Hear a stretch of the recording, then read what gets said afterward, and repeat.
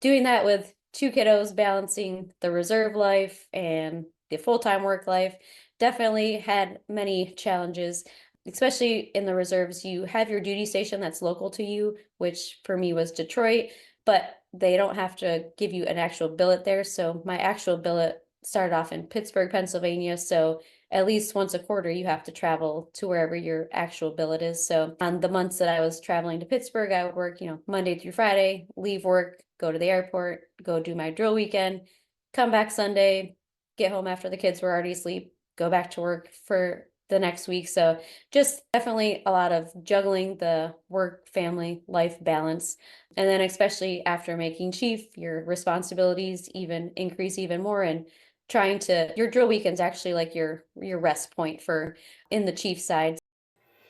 Welcome to Your Story Doesn't End Here, the mental health podcast of military and veterans who refuse to be silenced. I'm your host, Rachel, and my mission with this podcast is to be a voice for those who don't have a voice, bring awareness to mental health issues, provide value and solutions, and to change the culture when it comes to mental health within the DoD organizations.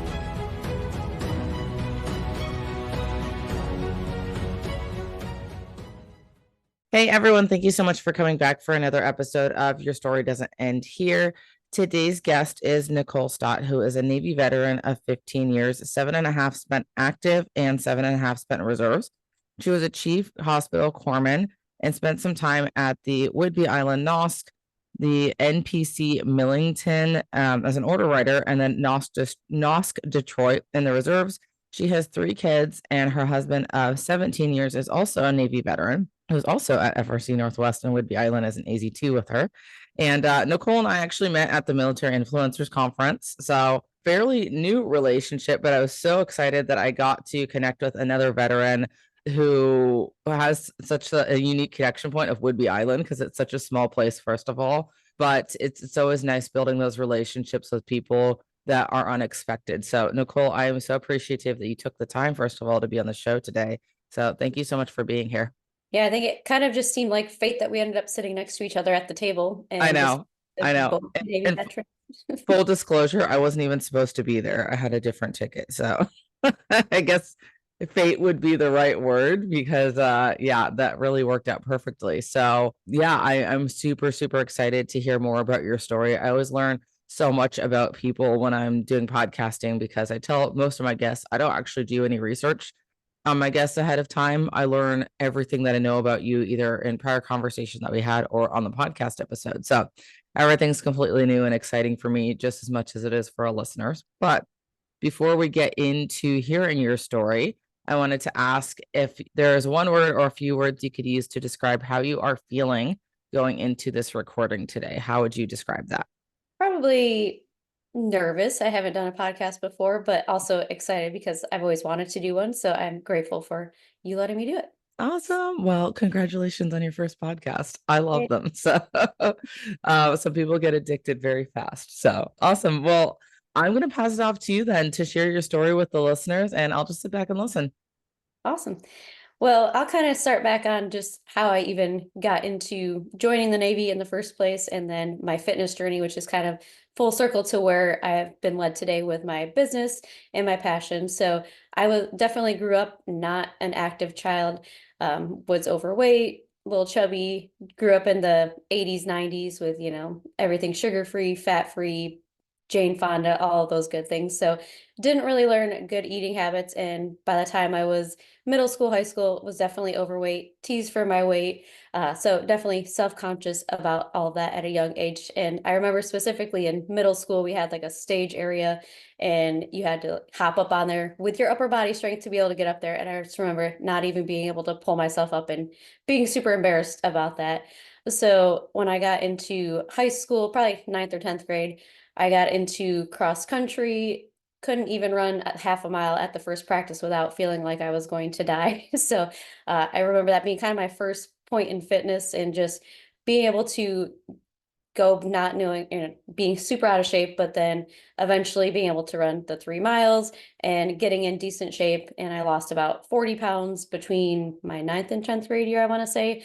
but not necessarily the healthiest way. Did Weight Watchers, counted my points, but got a little obsessive about it and got to the point where that I was being called, too skinny, the opposite end of the spectrum. So just always kind of doing it, not necessarily for myself, but to get the outside acceptance, and then, doing all that hard work and then feeling like, well, now I'm too skinny and before I was too chubby and all that. So just never having a super healthy relationship with food or fitness in general. And then how I joined the Navy was kind of just a random thing. So I do come from a family of Navy. My grandpa was in the Navy, my dad was in the Navy. I had some uncles in the Army, but never even thought about joining the military, honestly. It never really crossed my mind.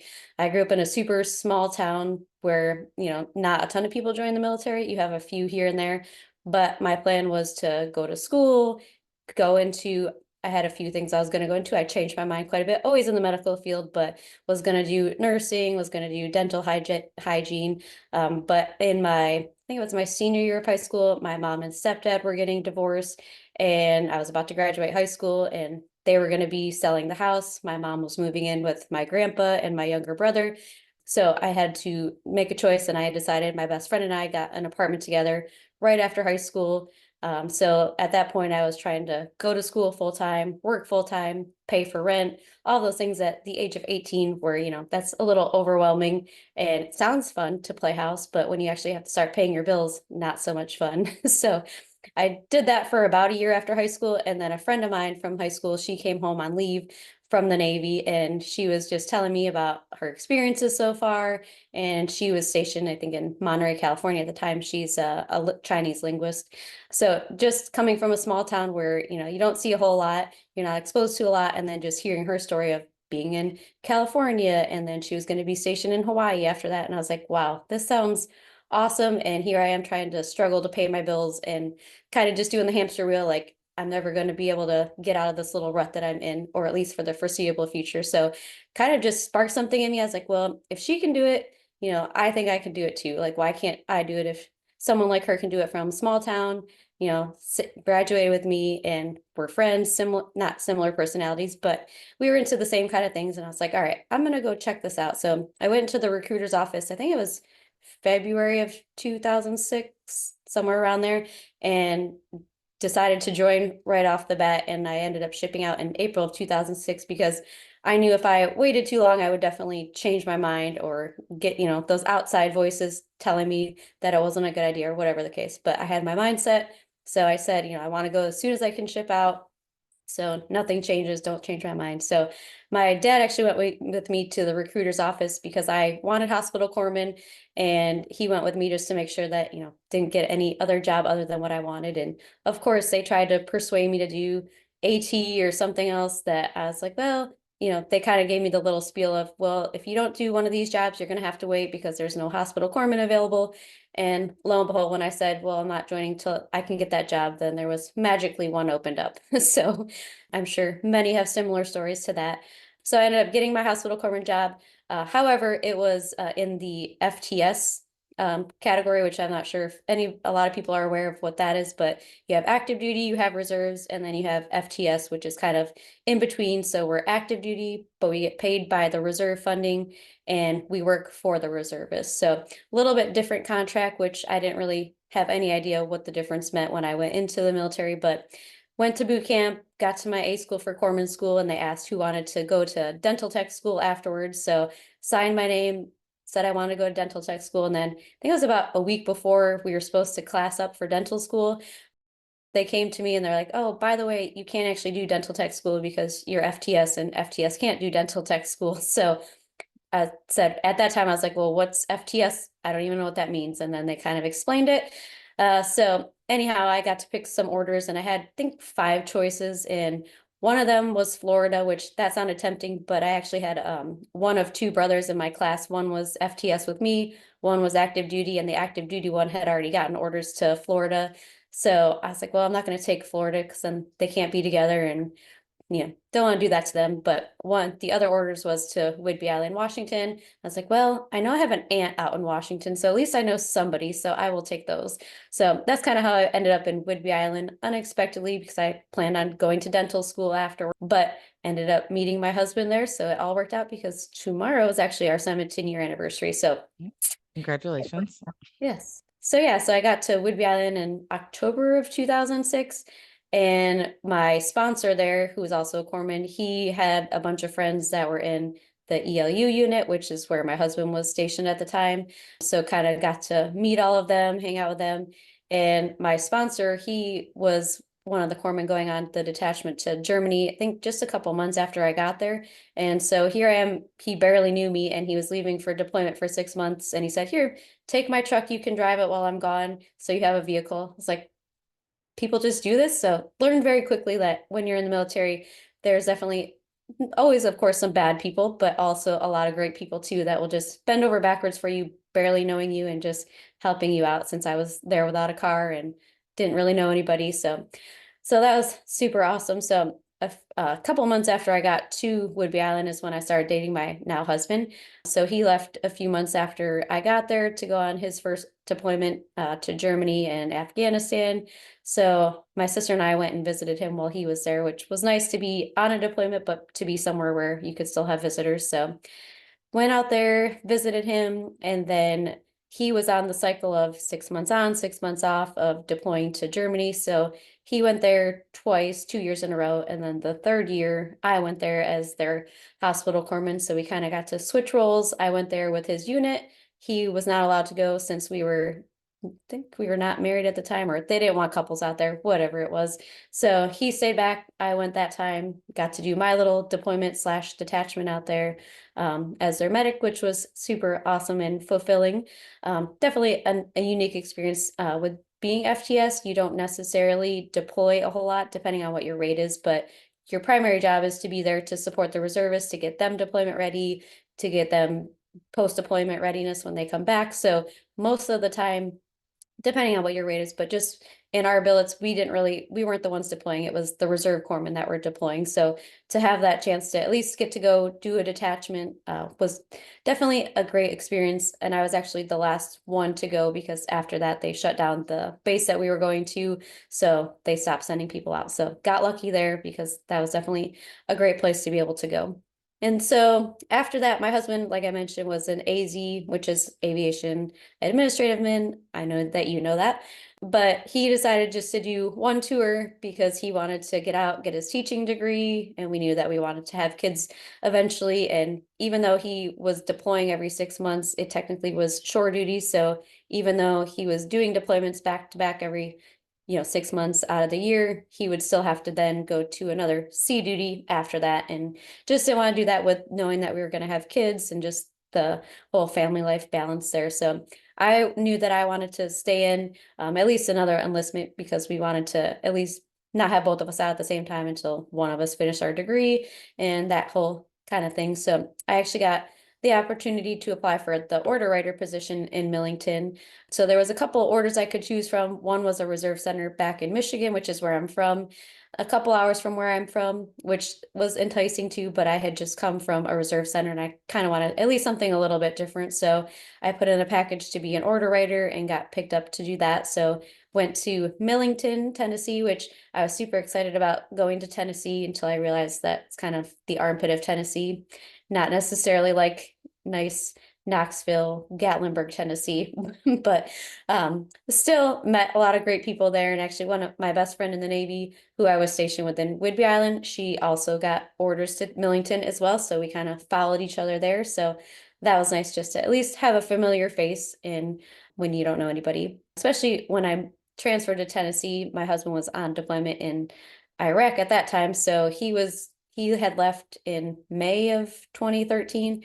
And then by the time he got back to Whidbey Island, I was already gone and had moved to Millington. So spent that 6 months or so apart, had to do the cross country move alone, which was super fun. But got there, got my orders, got to Millington in August, when it's like the hottest month possible to be in Tennessee. So going from Washington, where it's super cool and, nice neutral temperatures. And then going to Millington where you walk from one building to the other and you just like dripping sweat and you're like, all right, great. I have to meet these people for the first time and look like a hot, sweaty mess. So super awesome. But Millington, it was fun. Definitely a unique experience there as well. I was the order writer for the reservists, so not necessarily a detailer because the reservists mostly just go back to their hometown, but did help out a little bit with the FTSA schoolers, getting them orders to their duty station. So saw a different side of the Navy for sure, just how that whole process works, how they choose who goes to which duty station, all of that behind the scenes kind of thing. So that was a unique thing to experience as well. So but obviously, doing that, I did mostly admin work there and wasn't doing a whole lot in the way of hospital corpsman work. So while I was there, I did once a week, I would go to the clinic just to keep up my skills, be able to stay in the medical world a little bit. So did that also just once a week just to kind of keep my feet in the water there. So then I stayed there till 2013, and then I decided that I wanted to get out and pursue my dietitian degree. So they had at the time an early release program. I think it was really only a few months early that I was asking to get out, but if you did a contract and you signed up to go right from the active duty into the reserves, they'd give you a billet to the reserves, and then you wouldn't have any kind of gap, and they let you off active duty early. So I did that just so I could start school in the fall and not have to wait and move home mid-semester kind of thing. So started school for the original plan was for a dietitian in 2013, and we had our first son in December 2012. So he was about a year and a half old when we moved back to Michigan, my hometown. My husband's from Wyoming, so that was definitely a little change for him, culture change. But we had quite a bit of family there, and with having our first kiddo, we just wanted to be by family. My sister had her first son 2 months, yeah, about 5 months after mine, and my best friend had her first baby about 2 months after me. So we all kind of had our first kids and just wanted to be able to be together, experience it together. So decided to move back to Michigan and started at Wayne University, and quickly decided that the dietitian route was not for me. It was pretty much all chemistry, which was not at all my strong point. So I decided to switch directions and go into health promotion and wellness, injury prevention, exercise science. So while I was doing my degree, I started coaching at CrossFit, the CrossFit that I was going to. And then I got to the point where I was about to be graduating with my degree, kind of figuring out what I wanted to do. And it just so happened that right around that time, the owner of the CrossFit gym I was coaching at was interested in purchasing a second location and having me run that. So just kind of fit well into the route I was going, and I didn't really know what I wanted to do. So ended up going into business with him and as a co-owner of a CrossFit gym in 2017. So that lasted about a year and a half. So did the CrossFit, owned the CrossFit, did the reserves, and then I was also doing a lot of military honors for the reserves just to also help with the income as well. And we have a national cemetery pretty close by, so there's a lot of the military funerals around here. So that I did that when I was in Millington as well as one of my duties. So when I heard that we could do that in the reserves too, I hopped on that since I had prior experience, and it is, you get paid for it, but it's also super fulfilling. And to be able to do a good job and give that last honor to the families was a good feeling for sure. But did the CrossFit thing, like I mentioned. And after about a year and a half, we decided to close it. Just wasn't picking up speed with members, and our rent was about to go up, and we looked at alternate locations to move to, but it just wasn't a good fit for many reasons outside of that. So we just decided to close that gym up. And at the time I had my second baby, who was now about 6 months old. So again, trying to kind of figure out what I was going to do. So my husband started working at MEPS, the Military Entrance Processing Center, I think he started as a test administrator. So like low on the totem pole, a GS5, just kind of got his foot in the door there. And then he moved up to a HR assistant, which now led him into his current job as a HR for the GS side, not a teacher like he originally planned. Never works out how we originally planned. So, Right. but he had he knew that the gym was probably going to close, so he had heard that there was going to be a med tech position opening up in the MEPS, and they only have two females, and one of them had been there for 15 or close to 20 years. So she was not going anywhere. But the other one, he had heard that she was leaving. There might be a position opening up. So even before the gym officially announced that it was closing, I put in my application just in case, because with USA jobs, you could have to apply for dozens of jobs before you even hear back. So put my resume in and actually got an interview, which I was super surprised. The supervisor there is a retired corpsman chief, so I think that helped give me a little edge up because he kind of knew my experience and my background. So got that job as a med tech for the Army, working as on the civilian side. So did that for about 3 years. And also while doing that, I was still in the reserve. So doing that with two kiddos, balancing the reserve life and the full-time work life, definitely had many challenges. Especially in the reserves, you have your duty station that's local to you, which for me was Detroit, but they don't have to give you an actual billet there. So my actual billet started off in Pittsburgh, Pennsylvania. So at least once a quarter, you have to travel to wherever your actual billet is. So on the months that I was traveling to Pittsburgh, I would work, Monday through Friday, leave work, go to the airport, go do my drill weekend, come back Sunday, get home after the kids were already asleep, go back to work for the next week. So just definitely a lot of juggling the work, family, life balance. And then especially after making chief, your responsibilities even increase even more, and trying to your drill weekend's actually like your rest point for in the chief side. So usually your work's all during the week, outside of your regular work schedule, phone conferences, all of that, making sure all your sailors get their things done. The drill weekend for junior sailors, they'll get their training courses done, all of that, but yours needs to be done outside of that. And your actual drill weekend, you're in meetings all the time and doing all of that. So did that for a few years up until 2020 during COVID, and had my third baby. And at the time I was still working full time, and then I was in 3 different reserve units. So I had my Detroit reserve unit, I had my Norfolk, Virginia one, I had transferred to a unit out there, and then also a virtual one. So spread between the 3 units and working full time. And then during COVID, obviously we couldn't really travel anywhere. So a lot of it was done just from home. And I just remember one time, I think my third baby she was still nursing. I don't know. She was probably a couple weeks old, and I had gotten on a phone conference, trying to be present. And I remember I was like trying to nurse her as I was on the phone conference, and somebody made some rude comment about like, whoever's feeding their baby right now can just quit. And I was like, really? I'm here like with a 2-week-old baby, or however old she was, trying to be here to get this information, and some, jackass likes to make rude Which comments. I don't think they can do No, legally, probably but not.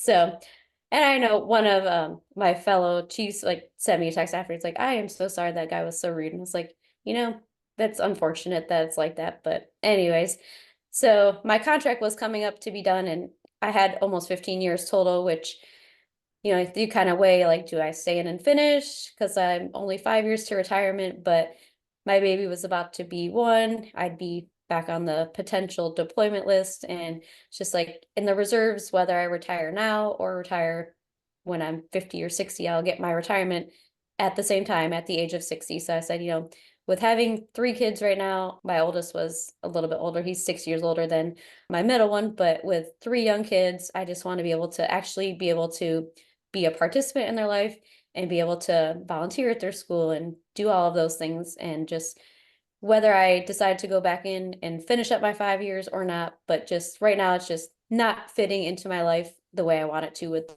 the work-life balance. So decided at the end of my contract not to reenlist, which of course, as being a chief and having 15 years in, you get a lot of slack on like, what are you even doing right now? But I just decided that was what was best for my family. I didn't want to get deployed with a 1-year-old specifically and just young kids, and just decided, got all my information. And if I went back in within 6 years, I could still keep my rank.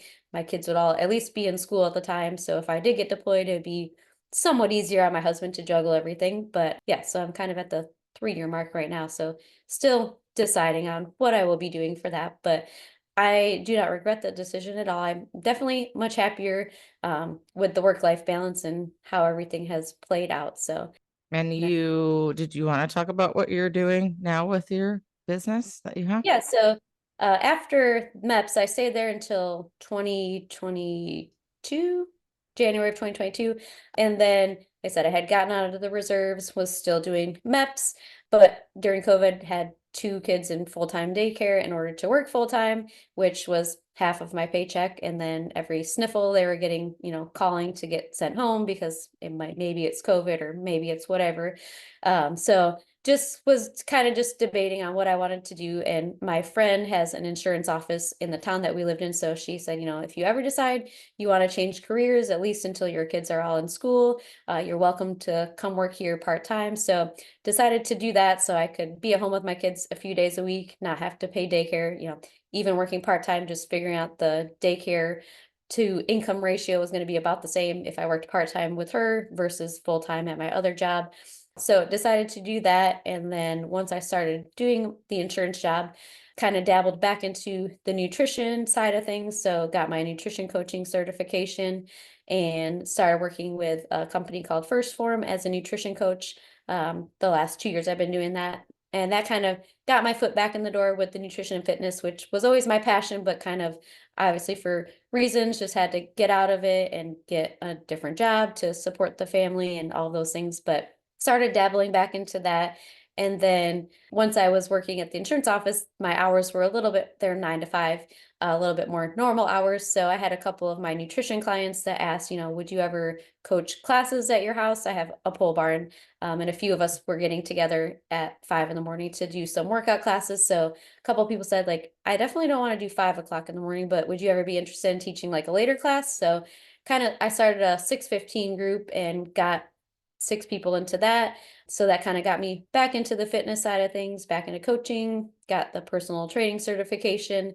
So I knew I wanted to do it full time eventually. I just didn't know in what capacity. I definitely didn't want to do the brick and mortar gym thing again, just especially with the unknowns. If, things close down ever again, it's just a lot of stress to have to pay your bill or pay your rent and have enough members to pay your rent and all that. So with working with First Form, quite a few people have their businesses in different fields, all different kinds of things. But one of the other coaches, she started up a fitness app.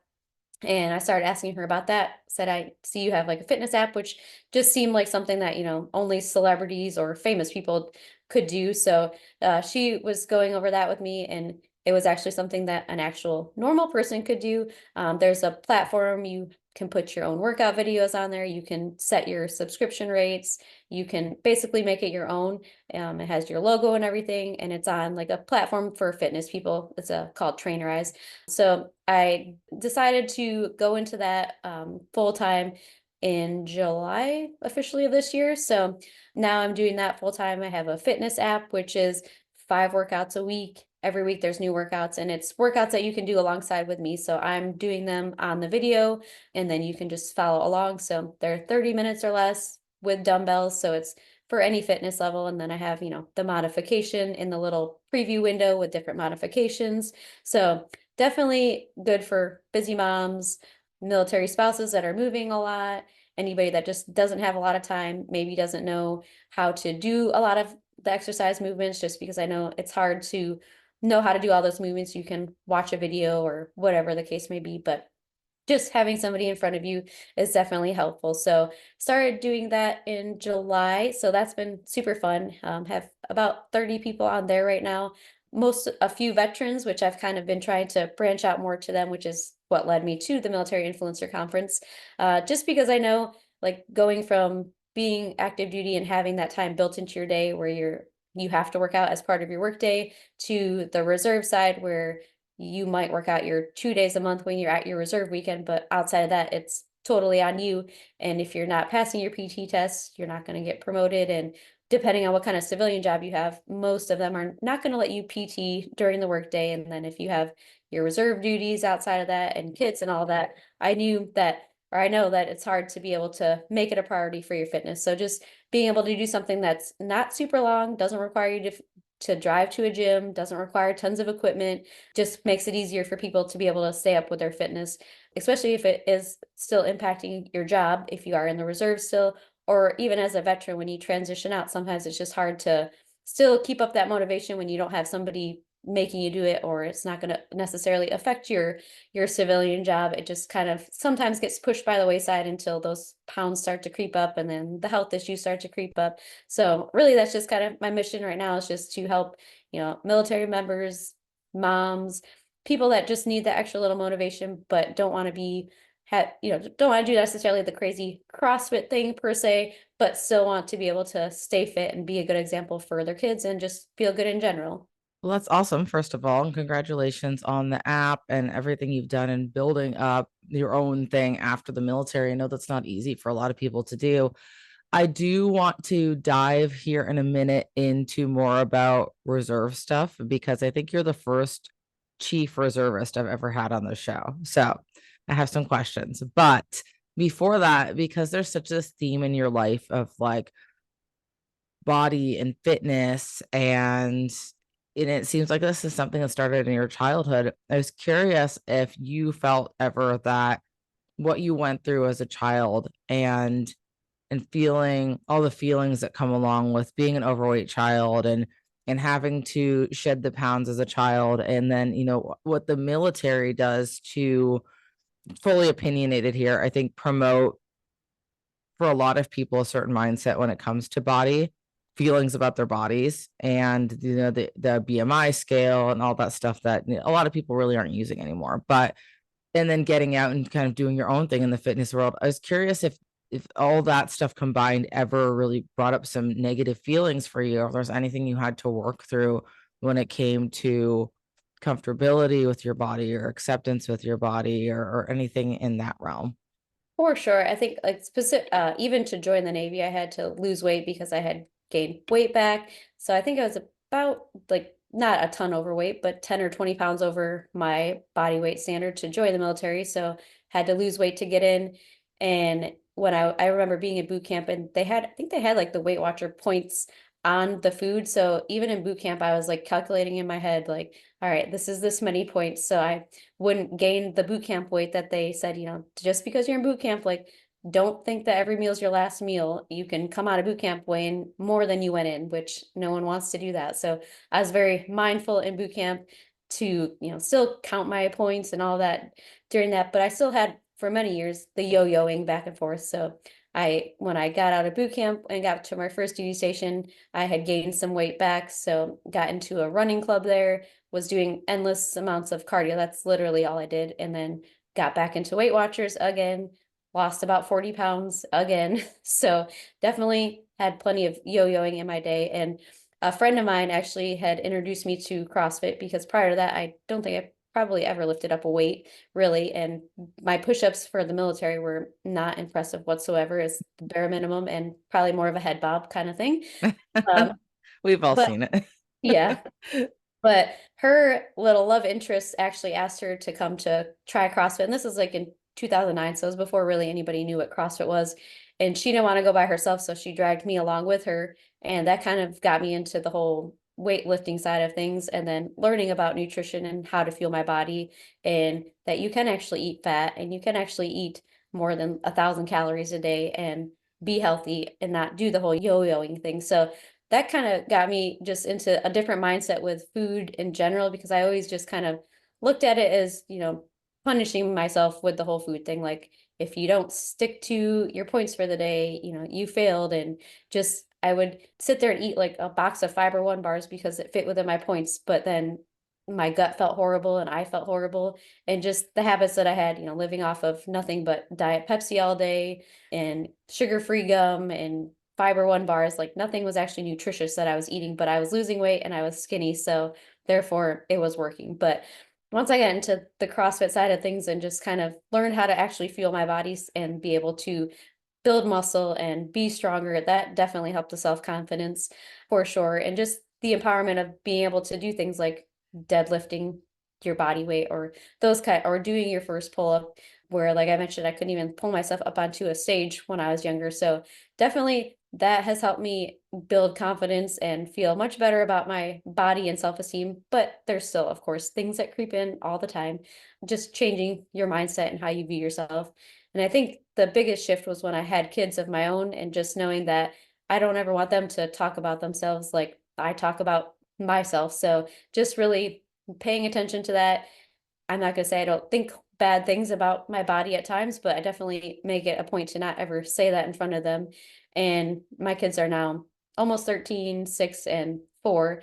And my oldest, he's into football and he goes out there and does his weightlifting and his nutrition. Like he cooks himself meals. He'll look on YouTube, find a gourmet meal and cook it for himself. But Wow. even my 4-year-old the other day, I was doing a little education with my Facebook group for my nutrition and my fitness people about protein and how to get in your protein. And she opened up the tuna packet that I had there and started eating it. I was like, see, even a 4-year-old can eat proper nutrition. So if she can do it, you guys can do it. But just seeing them even know what like protein is or a carb is or anything like that, and just knowing that they can fuel their body properly and hopefully learn those things young. And so they don't have to go through all of that, not knowing what to eat and not feeling good about yourself and doing these crazy strict things to make weight or whatever to make weight for the military or whatever you're trying to do. But with all those unhealthy things that we do to quickly lose weight just to make weight, and then after that, you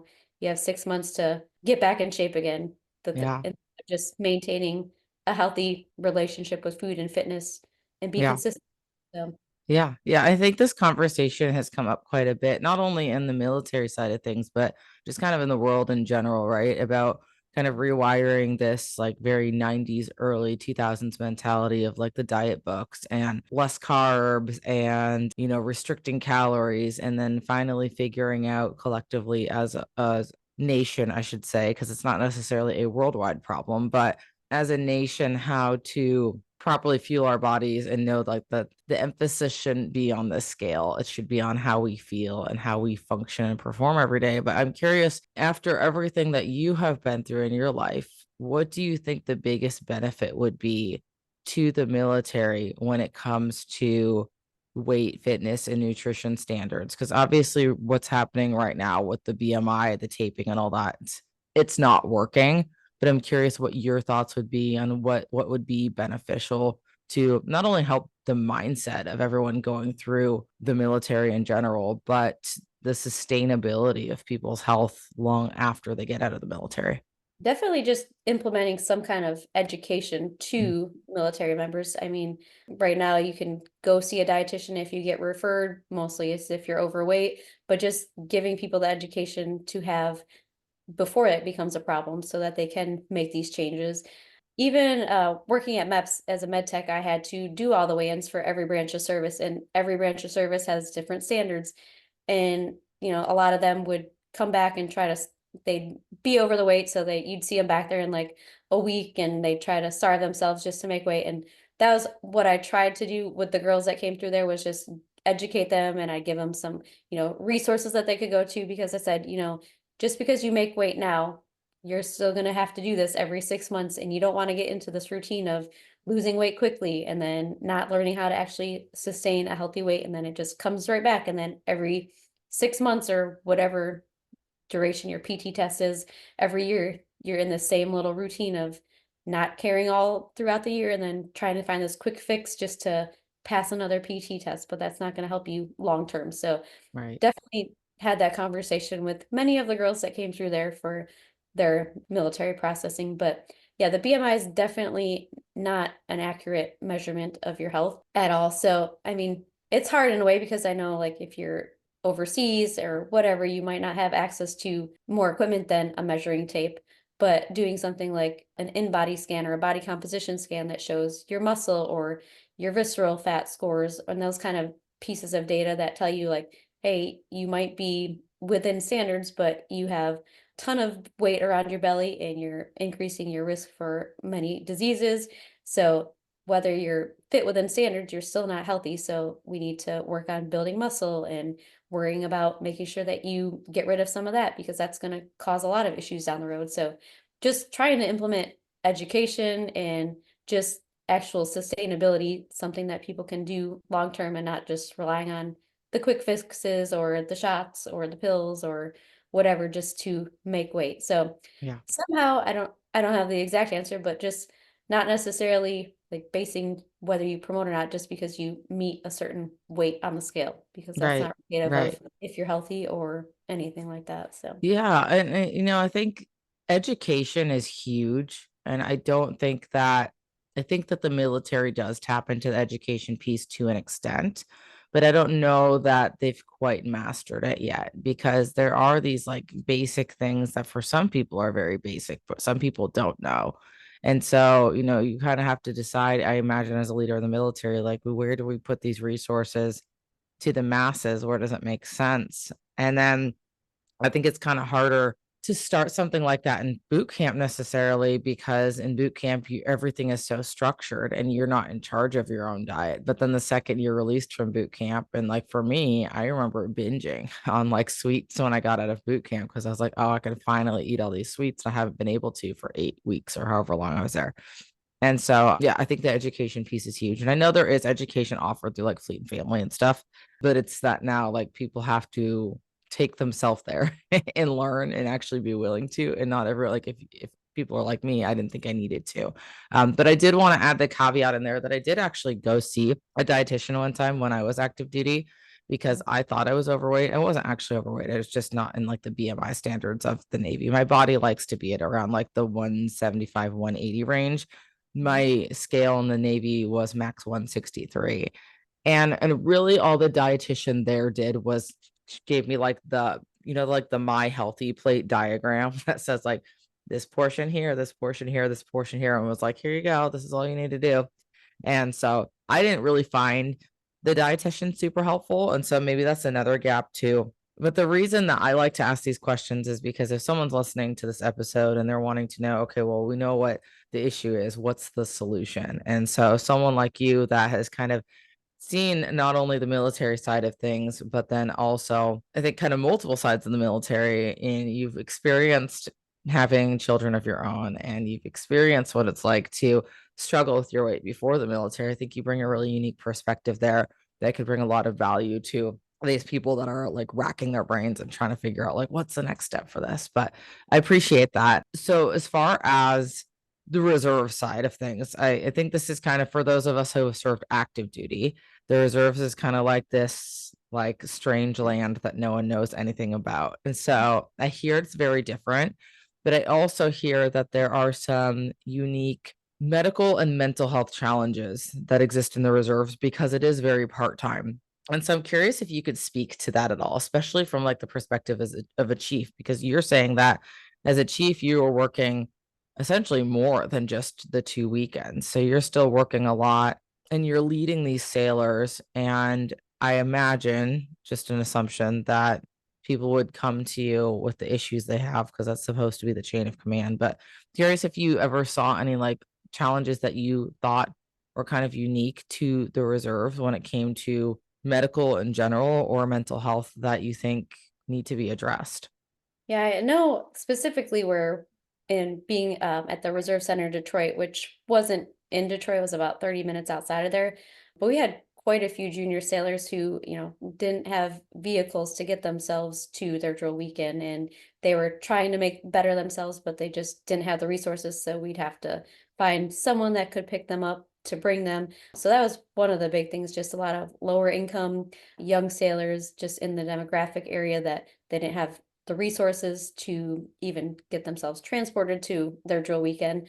So that was one of the things. And then obviously just a lot of, like I said, lower income families that, they do their drill weekend, but that might be their only job while they're going to school. So I mean, you can't live off of a few $100s a month as a young sailor. So Right. definitely just giving them as many resources as possible. But that was definitely one of the biggest things that I saw, just having a lack of resources, just being a young sailor, not necessarily. And it kind of started off just as in the MEPS in general, just when they went, a lot of them didn't even know that they were signing up for the reserves. They thought they were going to be active duty. So there's always that kind of little issue too, just with not knowing exactly what you're signing up for. And some of them thought they were going to be active duty, ended up being reservists. So they kind of thought they were going to have that, a little bit more economic push there with being active duty, and then realize that, oh, we were actually in the reserves. So that kind of thing. That's But sad. definitely, yeah. And then it makes it hard too, just knowing your sailors when you're only seeing them 2 days a month. And sometimes you don't even see them 2 days a month because maybe they rescheduled to a different weekend or things like that. So that's definitely hard to know if they are struggling with things. So you definitely have to keep a very open line of communication and check on them outside of just your 2 days a month that you're seeing them, because there's a lot of things that happen the other 28, 29 days out of the month. And during the 2 days that you see them in person, everyone's scattered everywhere, and you don't actually have a lot of time to sit down with every single person to find out what's going on. So just definitely being even more open with communication, because you're not seeing them every day like you do on active duty. And most of these sailors, a good amount of them are young sailors. It's their first time doing this, and they're in the reserves where you don't have somebody holding your hand every day like on active duty. So Right. you have to take it upon yourself to do everything, like doing your travel claims and doing your all of that. It's all on the sailor, and these are 18, 19-year-olds that have never had that responsibility, and then they kind of get thrown into this mix where they're supposed to be responsible for everything relating to travel and deploying and picking orders and all of that. So just sometimes being in the reserves, the education piece and the information piece gets lost in translation, just because there's so much going on the actual drill weekend, and just trying to get that information to them outside of that weekend is definitely an extra little challenge piece. Yeah. Do you think that there is enough support provided for junior sailors in the reserves and the leaders in the reserves? And when I say leaders, I think everyone in the military is a leader, but when I'm saying leaders in this context, I'm talking about like your higher enlisted, or yeah, like your E6, E7 for context.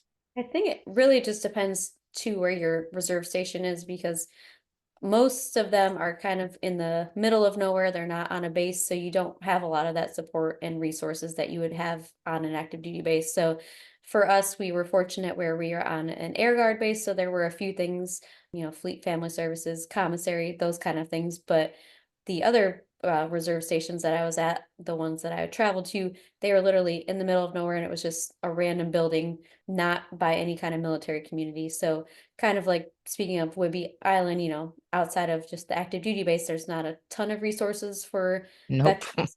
And that's Nope. usually how it was. You're not going to have any kind of resources when you're an hour from the nearest city and nowhere near a base. So that's definitely an extra challenge too, for sure. Things like getting uniform items, that's, you have to do all of that online. Like there's no uniform store to go to or anything like that. So all of those things definitely add an extra challenge piece, especially if you are a young sailor with no vehicle and no transportation and all of those things. Yeah. What do you think your biggest challenge or lesson has been as a leader throughout your time in the military? Definitely just the confidence piece, building that, because coming from someone that was not super self-confident and then being in a leadership role, thankfully, I feel like I'm one of the luckier ones that was surrounded with mostly good leaders at my time in the military to aspire to. And of course, a few not so great ones that you just kind of learn from those and just make sure that you are not like them. But definitely just taking, taking all the great leaderships that you do are surrounded by, and just using that to be a good leader yourself is the biggest takeaway. I was, like I said, fortunate enough that I had quite a few good mentors that helped me along the way. And I know not everybody has that. So just grateful for that, really, because if you are surrounded by a toxic environment, which I know is the case for a lot of people, then that can definitely change your whole perspective on being in the military. So Right. Right. I didn't experience that too much, fortunately. I mean, there was some of that, but not as a lot of people can attest to. Yeah, and I hear that FTS is different than active duty too. I know there's a lot of similarities, but a lot of people that I've talked to that were FTS side of things, a lot actually really enjoyed it. And so I actually had considered FTS when I was nearing the end of my active duty contract because I had heard mostly good things about it. But I think at the end of the day, like this is a military mental health podcast, and I think people often forget that mental health isn't always a negative thing. And I think we get so caught up in this like conversation about the negative side of things because that's a heavily stigmatized piece, right? But there's also that positive side of mental health where, we learn to take care of our mental health. We learn to get through these challenges like, body weight leadership, taking care of ourselves. The word self-care that has been a key word in our society lately. And all these things are mental health too. So it really is all encompassing at the end of the day. But I think people forget that. And so I'm curious on this kind of topic of mental health here. I probably know the answer to this, but what do you do to take care of yourself and your mental health with, because you have a lot going on in your life. And you just brush over it like it's like no big deal. But I mean, having a lot, like having one kid is a lot, but you have three kids. Yep. You are doing your own thing with the business. And it literally for the last how many years of your life, you've been balancing being a mom with all these other things, whether it be work or, transitioning to a new career. And for a lot of people, that's a huge challenge. So I guess kind of a two-part question. A, what do you do to take care of your own mental health? And then B, what advice would you have for other people who are balancing, kids and work and transitions in life and all these things that you've been through yourself? Definitely for the mental health piece, just keeping up with my nutrition and my fitness, which being in that profession doesn't mean that you're not going to struggle with that, because even in the last few months, I've struggled a little bit with it myself. Just when I went from, doing my own personal nutrition, having great results with that, but then taking on a lot of clients and coaching them and spending all of my energy making sure that I'm giving them everything that they need, just kind of put my own health on the wayside and started getting a little bit lazy with my own nutrition. So just making sure that I keep myself as a priority, because if I'm not doing that, then if I'm not leading by example, then my clients or my kids or whoever is not going to do it if I'm not doing it too. Just leading by example, making sure that I am making that a priority, because first off, it's my business. So I need to make sure that I am the forefront of that and doing those things. But also I know how much worse I feel if I don't do them. Being a mom, just you are a lot more short with your kids if you just don't feel good. And I know for me, if I decide to skip the gym or decide to just kind of get lazy with my nutrition, just everything else kind of starts to fall too. If I am not making meals for my family, we just start, going the fast food route. I just feel like everything around me kind of crumbles and just nothing feels good. I don't feel good. I don't feel good about what I'm feeding my kids. So just keeping that in my mind anytime I feel the urge to get lazy with those things and not do them, just that setting the example for my kids and all of my nutrition and fitness clients. And I feel 100% better when I'm taking care of myself, whether that's through nutrition, through fitness.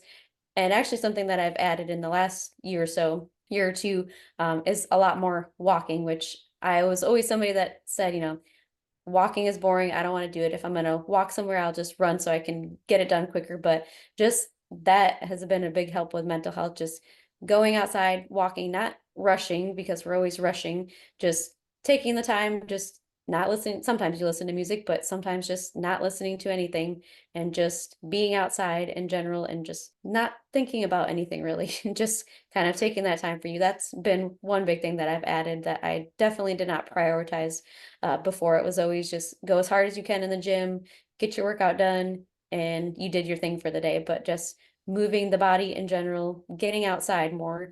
I don't know if you've heard of 75 hard, but when I did that for the first time last January of 2023, and I live in Michigan and I hate winter and I hate being cold, and I decided to do it starting January 1st because I hate winter and I knew that I don't like to go outside when it's cold. So therefore, if I'm not going outside, my kids are not going outside. So I wanted to make sure that I show them that even though it's winter, even though it's cold, we can still do things that are active. So we would go sledding and or go snowshoeing or just go for a walk in our snowsuits, and just not only building mental toughness, but just also just not hibernating all winter and showing, and then having my kids do the same thing. So just kind of putting myself out there in an uncomfortable situation that I do not like to be in, so that I can show my kids that it's okay to still be outside and play, even if it's freezing cold out.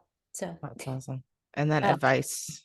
yeah, so advice would just be I know as a busy mom and having kids in sports and always something going on, it is very easy to say you don't have time to make yourself a priority, but there's really never going to be any extra time because even if your kids, once they're grown, you're still going to be busy with life in general. So just making the time now, because if you don't make the time now, either you're going to be forced to when you're sick down the road and make those changes then, or make that small time every day now, which whether it's 30 minutes or whatever, being consistent with it and just knowing that you're going to feel a lot better and building those habits that are not going to seem so overwhelming as opposed to if you wait till you have the time and then you're sick and you have to change your diet because it literally is a life or death situation.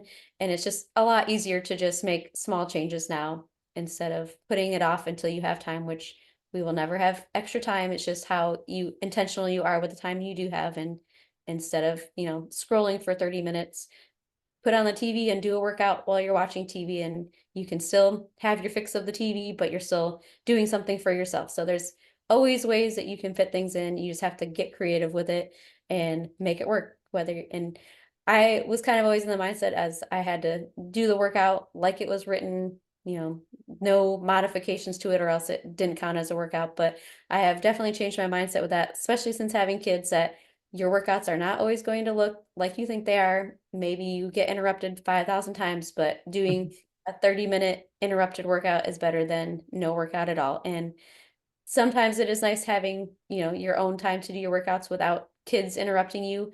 But then I also remember that the times that they are with me, even if they're interrupting me, they're still learning that they're seeing me making myself a priority as opposed to me always doing it without them where they're not seeing me. And if they're not seeing me do it, how do they know what I'm doing? So just definitely using that as a learning tool for them too, because now they hop into the workouts when we have our little weekend workouts going on. They're out there too, and they can do the burpees and everything. And now the other kids come with their moms. So it just really is definitely just important to show your kids to make that a health and priority while they're young and make it just a normal thing growing up instead of just a chore that they have to do once they get to be an adult. So just teaching them to be active by you leading the way and showing the example and making the time, not using the lack of time as an excuse. Yeah, I think that was one of the hardest things for me becoming a mom is that like anytime you experience any kind of transition in life, life can look a little different. And so like releasing the expectation of what things used to be, like the workout is going to go perfect and I'm going to have these 15 minutes because I time blocked them and I'm going to get it done instead of like, it's slower and I have to do this with a toddler crawling on me and maybe I don't finish it. And so that is such an important piece that not only applies to parents, but really any life transition, your life can look different and like letting go of that expectation and knowing that it's okay if it looks different. You still have to celebrate doing it. But I also love that you said that you have created a space where parents can bring their kids to work out with them and see that healthy side of things. Cause I think that's a piece that's missing from a lot of the fitness industry. And I understand why, because obviously there's liabilities to have young kids in like a gym with heavy weights, but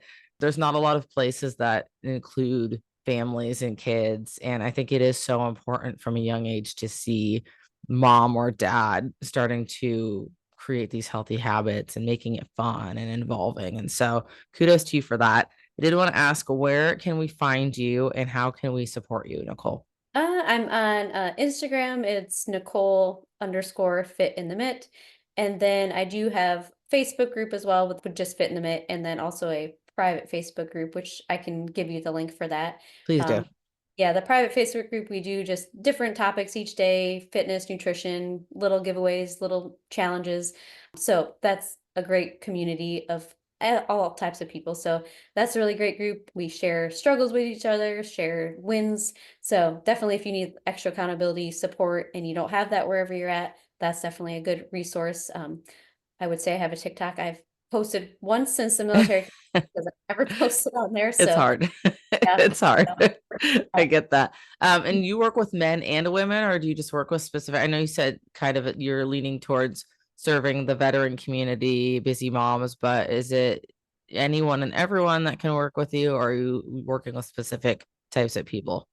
Nope, I have both. Primarily it's tends to be women, but I do have a couple guys and they would like to see more guys in our community. So I actually got asked that yesterday if there's any more guys yet. And I said, I'm working on it. So yeah, definitely all are welcome. Obviously, it tends to be more women, moms, but definitely open to anyone. Awesome. And then remind us where you are located for anyone that might be in your vicinity and wants to work with you in person. In Michigan, so in Alma, which not many people have heard of, but it's kind of in the thumb area if you're a mitten person. Yeah, yeah. I guess if you live in Michigan and you're in the area, you would know. So there you go. But I will post all the information, all the links and everything in the show notes for anyone that wants to go check out what Nicole has to offer. And then I tell everyone all the time on every episode, at a minimum, supporting social media is free.